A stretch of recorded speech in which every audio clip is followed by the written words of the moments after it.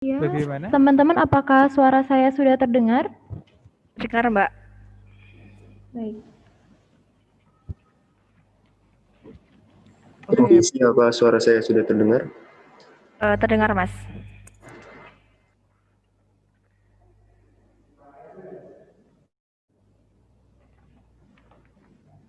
Baik, peserta bisa menampilkan tayangannya, dicek-cek terlebih dahulu apakah lancar atau tidak, dan mulai presentasi tepat di 25.00 ya.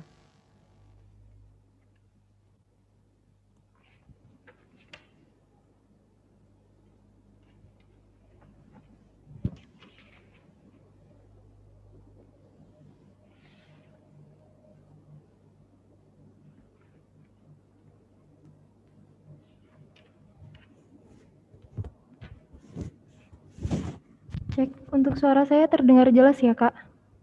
Terdengar.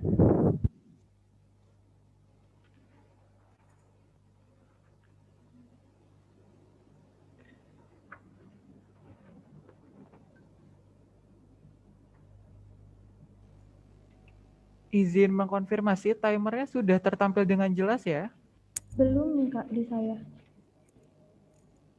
Belum? Belum. Untuk di saya sudah terlihat.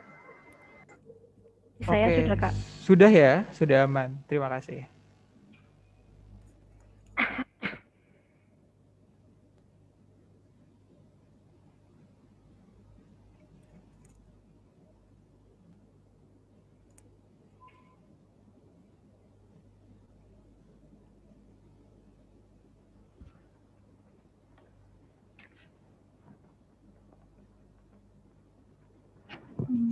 Timernya di sebelah mana ya, Kak? Kok di saya belum terlihat?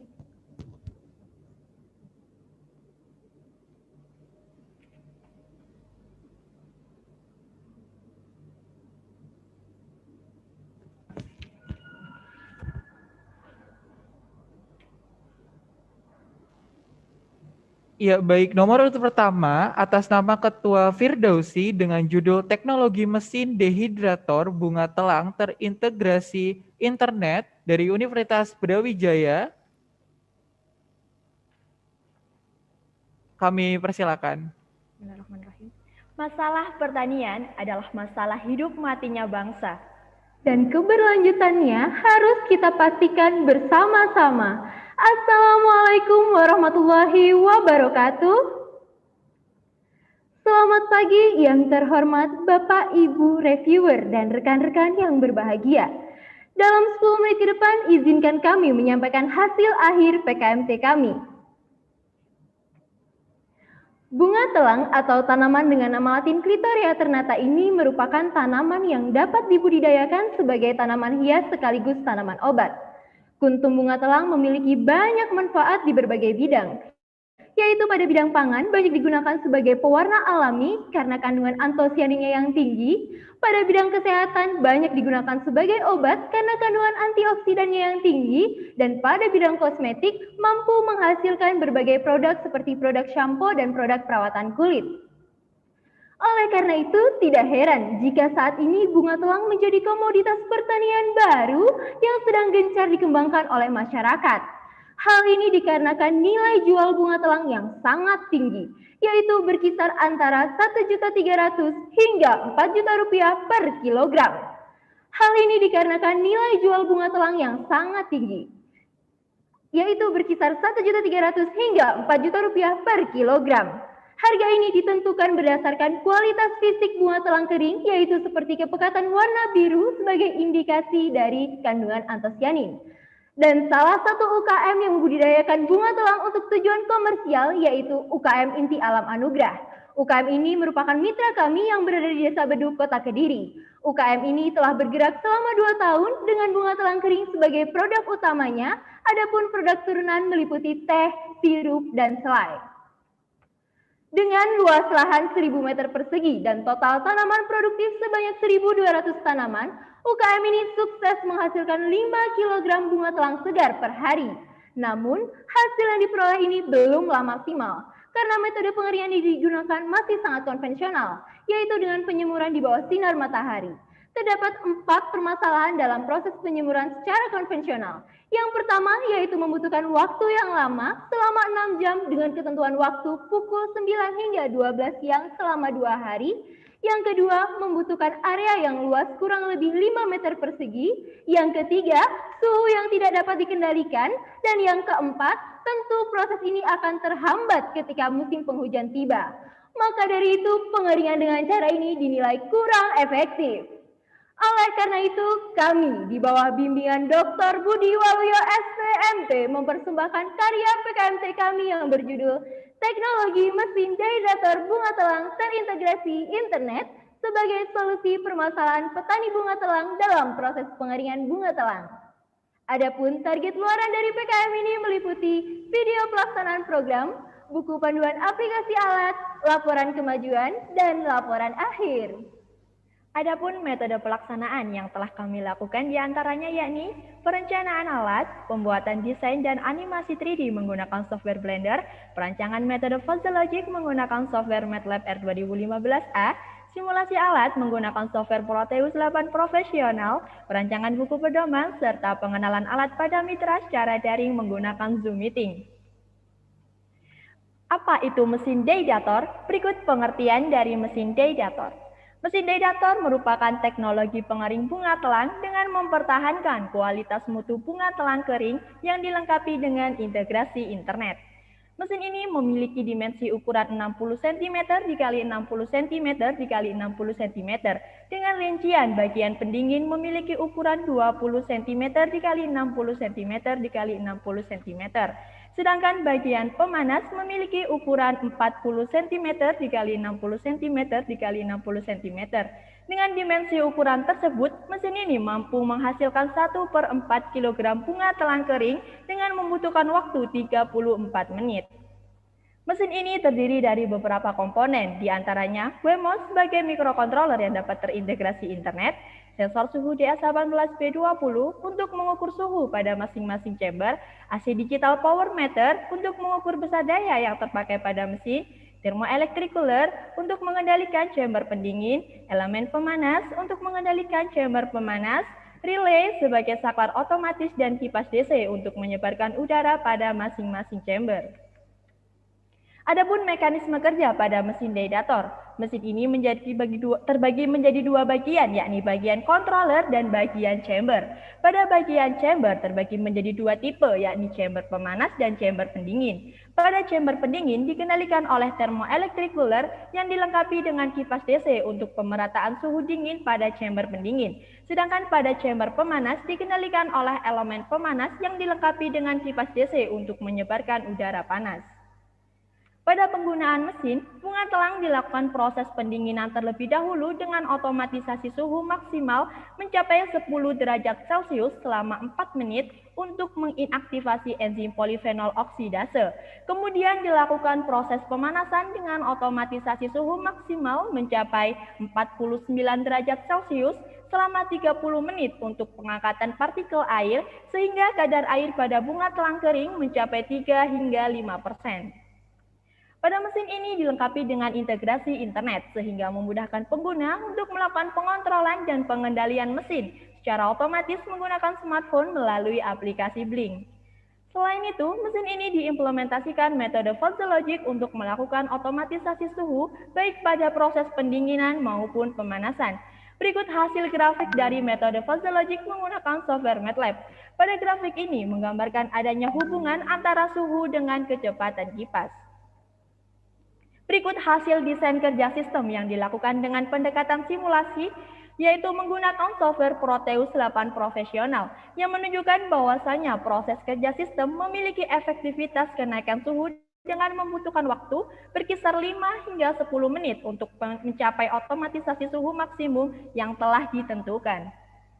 Maka, mesin ini memiliki keunggulan dalam proses pengeringan bunga telang yang dibandingkan dengan pengeringan secara konvensional meliputi dapat dilakukan setiap saat tanpa adanya ketentuan waktu, memiliki nilai efisiensi pada waktu pengeringan, serta efisiensi lahan. Selain itu, dengan adanya mesin ini mampu memberikan keuntungan bagi mitra, diantaranya adanya pengendalian suhu optimal secara real-time, kualitas antosianin yang dapat dikontrol secara maksimal, meningkatkan efisiensi produksi bunga telang kering, serta membutuhkan daya listrik yang hanya 600 watt. Mesin ini memiliki kapasitas dalam 1 kali proses pengeringan kurang lebih 2,5 kg bunga telang segar menjadi 1/4 kg bunga telang kering yang berkualitas. Berikut ini merupakan peningkatan omset yang diperoleh mitra apabila menggunakan mesin dehidrator. Dari data ini dapat diketahui bahwa apabila pengeringan secara konvensional, petani hanya memperoleh omset sebesar 95,5 juta per tahun. Sedangkan dengan menggunakan mesin dehidrator, petani dapat meningkatkan omset hingga 182,5 juta per tahun. Dan dapat dikalkulasikan, omset mitra meningkat hingga 91%. Adapun progres capaian dalam program ini, kami telah menyelesaikan laporan kemajuan, publikasi online pada beberapa media sosial seperti berita elektronik, Instagram, YouTube, dan media sosial lainnya. Kami juga telah melakukan sosialisasi dengan mitra secara daring, kemudian membuat software dengan aplikasi Blink, kemudian kami juga telah membuat buku panduan aplikasi alat yang berisi mengenai penggunaan hingga pemeliharaan alat serta meminimalisir risiko kecelakaan saat penggunaan alat. Kemudian kami juga telah melakukan video pelaksanaan program dan menyelesaikan laporan akhir. Sehingga capaian kami saat ini mencapai 100%. Berikut ini rincian keuangan kami dan dari total pendanaan yang didapatkan kami telah alokasikan sebesar 100%. Adapun keberlanjutan program, yaitu inovasi ini akan diajukan hak cipta serta berpotensi diajukan hak paten setelah direalisasikan. Kemudian kami akan melakukan komersialisasi alat di tahun 2021 agar dapat dikenal halayak lebih luas melalui Dinas Pertanian. Berikut ini merupakan prospektus komersialisasi alat dehidrator bunga telang. Alat ini telah dipesan oleh Dekan Fakultas Pertanian dan juga salah satu dosen, maka dari itu alat ini berpotensi untuk dikomersialisasikan secara luas. Dan berikut ini kami telah mengirimkan buku panduan pelaksanaan program kepada mitra sebagai bentuk pengenalan mesin dehidrator secara daring.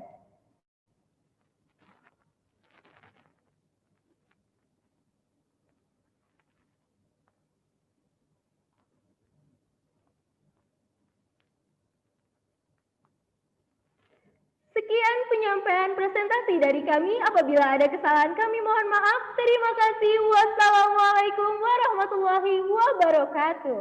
Ya, waalaikumsalam warahmatullahi wabarakatuh. Terima kasih atas pemaparan gagasannya dari tim nomor urut 1. Langsung saja kita memasuki sesi tanya jawab yang akan dipandu langsung oleh Bapak Dewan Juri kepada Bapak Mullah. Mungkin bisa mengawali dulu Pak, kami persilakan.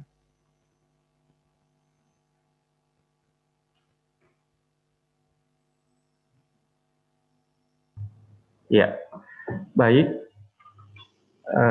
Tadi tentang dehidrator ya, ini sangat menarik.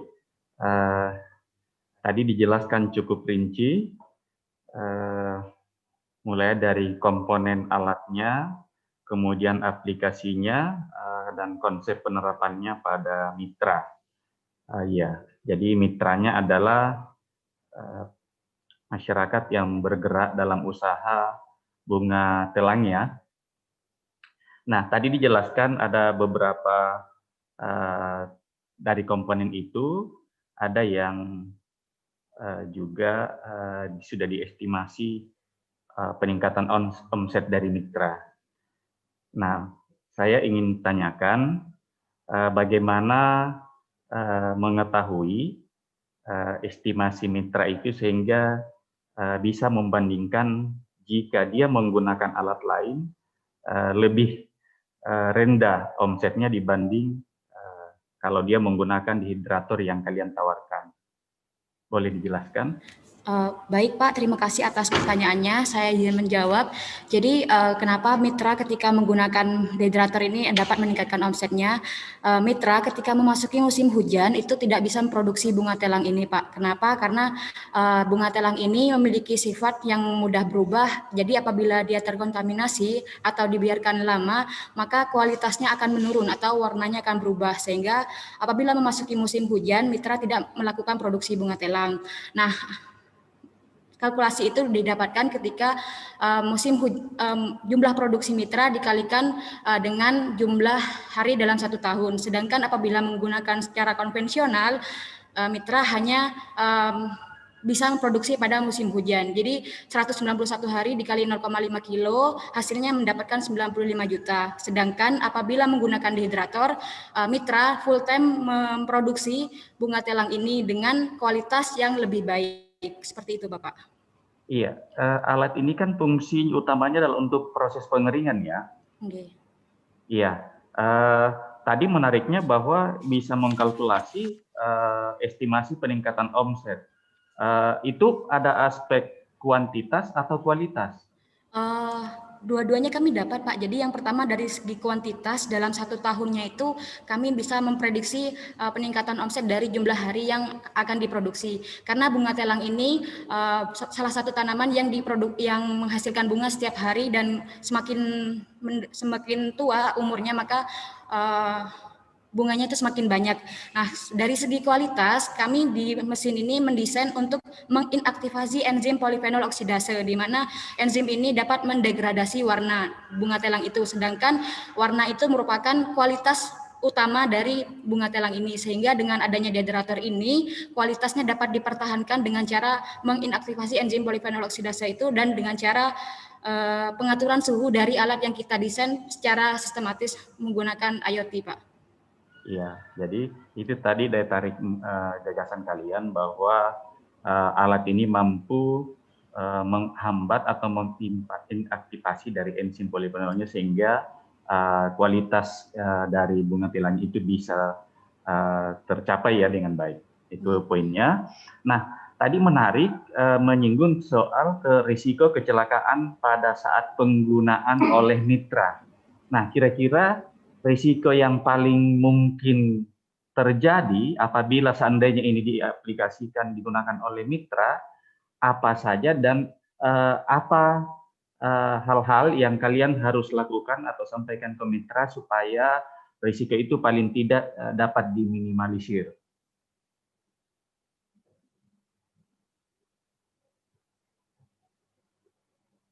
Baik Pak, untuk meminimalisir risiko dari penggunaan alat ini, pertama kami setelah menyediakan buku panduan yang tentu kami telah mensosialisasikan secara daring kepada mitra, dan di sini sudah lengkap Pak penjelasan dari penggunaan alat ini, di mana alat ini tentu harus dijauhkan dari jangkauan anak-anak, kemudian penggunaannya menggunakan listrik, dan tentu harus dibersihkan secara berkala dan dijauhkan dari cipratan air Pak, karena di sini kami menggunakan listrik Pak.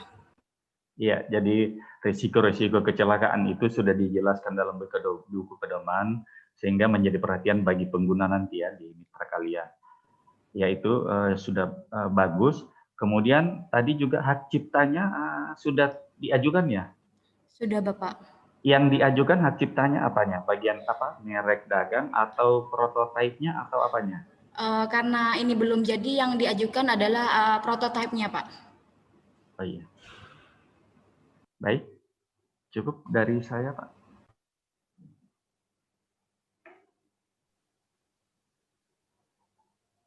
Saya kan menarik paparan dari teman-teman ini dan juga diskusi dengan Pak Mola. Ada beberapa hal yang saya ingin melanjutkan diskusi teman-teman PKMT ini dengan Pak Mola tadi. Yang pertama, ada beberapa aspek keunggulan yang ditawarkan teman-teman semuanya kepada mitra. Yang pengen saya... Mohon maaf Bapak, suaranya tidak terdengar Bapak.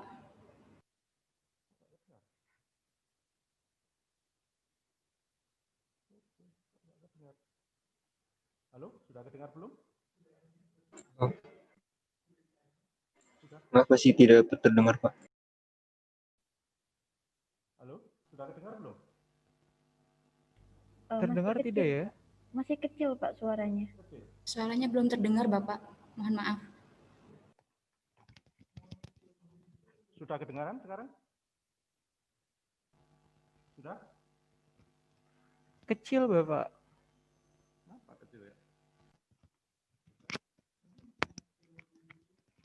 Pak Arto enggak, Pak Bang dari UB, dari enggak bertanya. Halo, sekarang masih kecil? Halo? Masih, Bapak. Masih kecil? Kenapa ya? Oke, saya tak. Sebentar, kalau gini kedengaran enggak? Iya Pak. Kedengaran, Pak. Oke, saya manual dulu aja nanti sambil jalan. Tadi menarik diskusi dengan Pak Mola, saya ingin melanjutkan diskusi Pak Mola. Yang pertama tadi teman-teman menawarkan berbagai keunggulan yang ditawarkan kepada mitra. Salah satunya adalah dari sisi kualitas yang akan meningkatkan sisi kualitas dari aspek kualitas antosianinnya gitu. Alat yang ditawarkan teman-teman ini kira-kira butuh suhu sekitar berapa derajat? Baik Pak, terima kasih atas pertanyaannya. Alat yang kami desain adalah suhunya 49 derajat Celcius. Suhu tersebut kami desain untuk menekan laju dari aktivitas enzim polifenol oksidase itu Pak, karena enzim polifenol oksidase dapat mengoksidasi kandungan antosianin yang merupakan kualitas dari bunga telang kering Pak.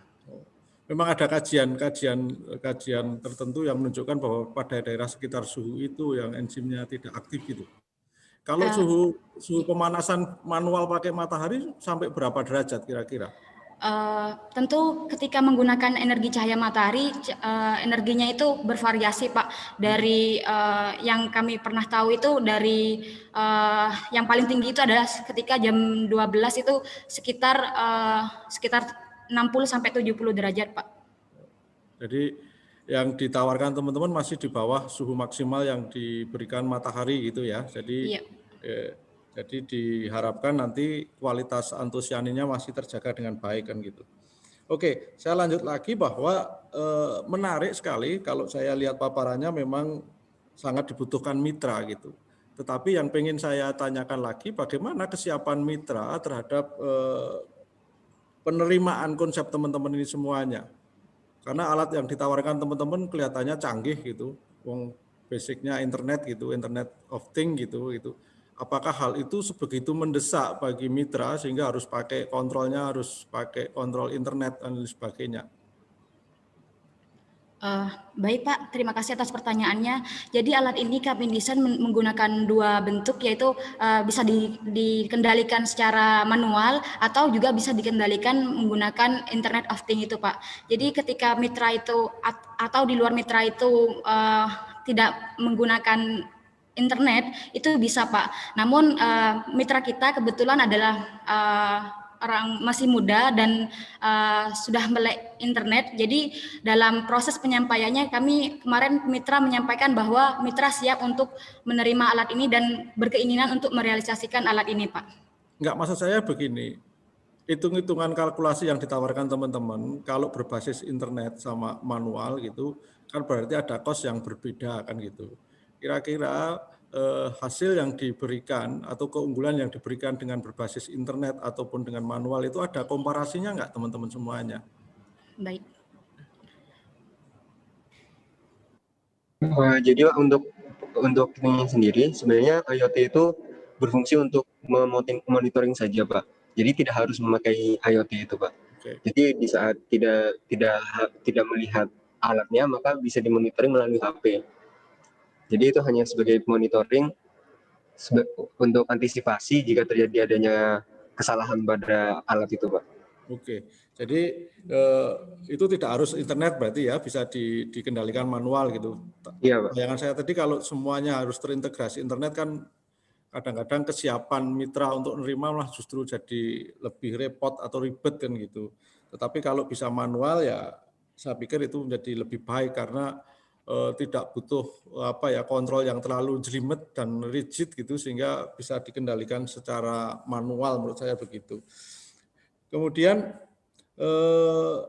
di dalam teman-teman menghitung benefit yang diterima mitra tadi terkait dengan kemampuan alat atau teknologi yang akan ditawarkan teman tadi adalah cukup besar kan gitu. Cukup besar, kemudian kemampuan alat yang ditawarkan teman-teman tadi berapa kapasitasnya, kemudian durasi waktunya berapa, tadi saya agak kelewat waktu presentasi. Izin menjawab Pak, untuk kapasitasnya itu 1 kali proses pengeringan yaitu 2,5 kg bunga telang segar yang nantinya menjadi 1/4 kg bunga telang kering Pak. Butuh waktu untuk 30. proses. Butuh proses, dalam 1 kali prosesnya itu membutuhkan waktu 34 menit Pak. Dengan spesifikasi 30 menitnya itu untuk pemanasan dan pendinginannya itu 44 menit.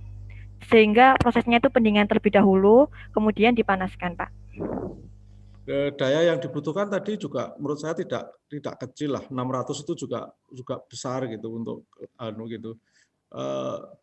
Bisa nggak? Karena suhu yang dibutuhkan kan sebenarnya nggak terlalu tinggi gitu. Apakah harus butuh daya segitu besar gitu? Ada nggak sebuah sistem yang mungkin bisa ditawarkan lebih baik gitu untuk mengurangi pengeluaran mitra gitu, sehingga benefitnya menjadi lebih besar gitu, bayangan saya gitu.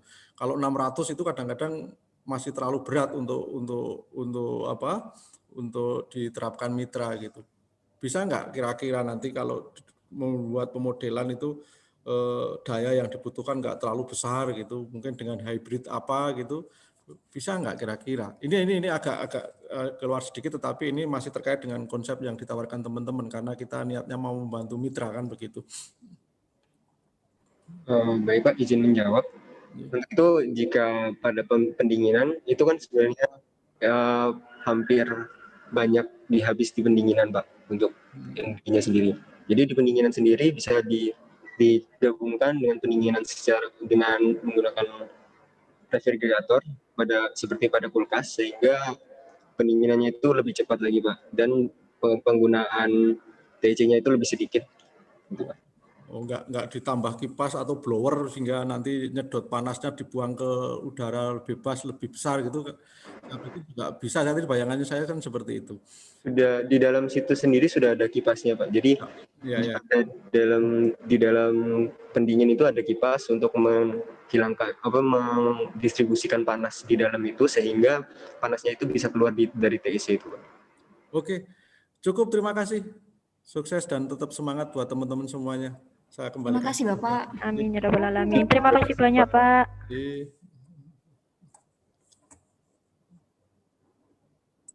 Iya, kita tunggu 9 detik terakhir. Terima kasih tim nomor urut 1